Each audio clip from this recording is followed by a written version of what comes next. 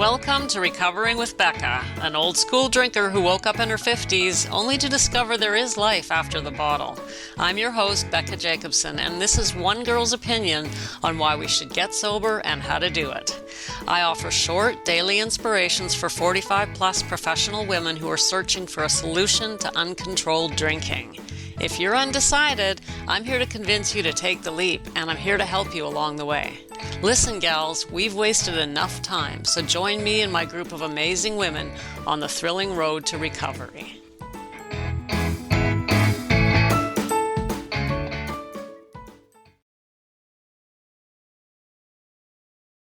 Hello, gals. Welcome back. So awesome that you're here with me. I am just thrilled. So I have for you something interesting today. Well, I think it's interesting.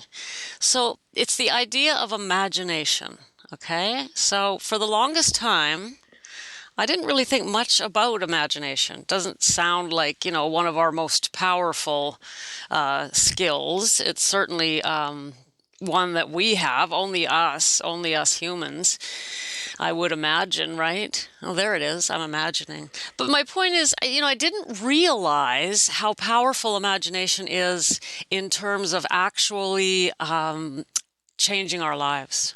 Like it's powerful stuff. So let me talk about this and what I mean. I guess it was about maybe 18 months ago. It came to my attention that we can use our imagination to create our reality. And I don't mean in a way where you're walking around with your head in the clouds and imagining things and daydreaming and not living in reality. But in fact, if we can visualize our lives the way we want them to be, it helps our subconscious bring that reality into being in a very, very powerful way more powerful than I imagined.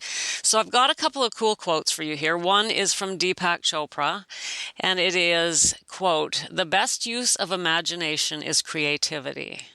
The worst use of imagination is anxiety." This is one I wanted to share with you because we use our imaginations all the time, but we use them against ourselves. And that's what I used to do. I mean, I never thought of it that way, but that's what we're doing. So we are encouraged, if we want to change our lives and we have a vision of what we want to be in the future, we're encouraged to use our imagination on a daily basis. Think in detail, imagine and visualize that future that you're wanting, whether it's to be alcohol-free or to change a relationship or to change your body or live in a different place or change your career, whatever it is you're doing. We want to daily really carefully visualize it and see it in detail and imagine it. And that doesn't really come naturally for us. It's not our default, most of us, especially those of us who've, we've had some struggles with alcohol, and so we've got some general regret or feelings of, those negative feelings. But what we do instead is we default to using our imagination to either worry about the future or relive and regret the past. So I used to think I wasn't a very imaginative person. If someone would say to me, "Are you imaginative?" I'm like, "No, not really. I am not an artist. Well, I don't know. I'm not. What do I know about imagination?" It just never occurred to me how much I was using my imagination. I used it all the time. I was always imagining what was going to happen next week or this or that. I had all of these stories going on, constantly worrying about the future and being anxious. And I was also constantly reliving, reimagining the past and things that I had done, whether it was just the night before or the week before or last year or when I was, or 10 years ago.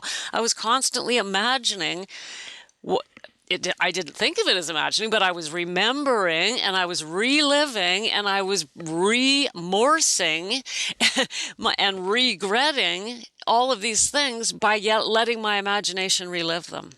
So we got it all right. We definitely are. If you think you're not imaginative, you are, and you're using it. But I would ask you, are you using it against yourself?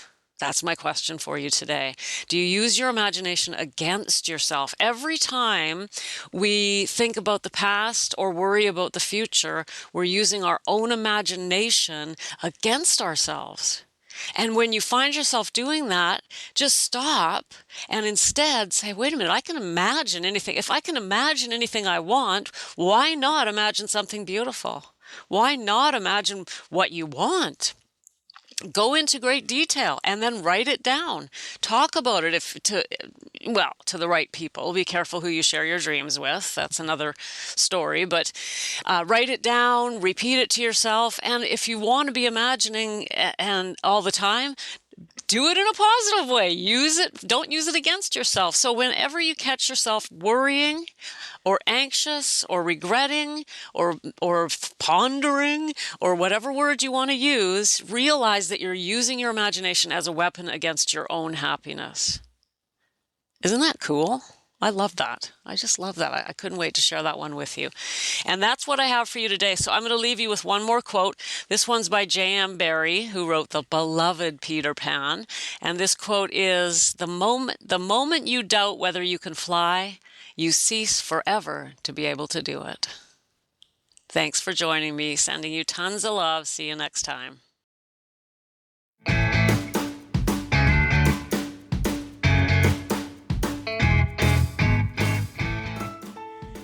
Thanks for joining me. If you know someone in need of inspiration, don't forget to share and make sure you're following and subscribed so that we can get together every day for short inspirations. Let's make this happen. Bye for now.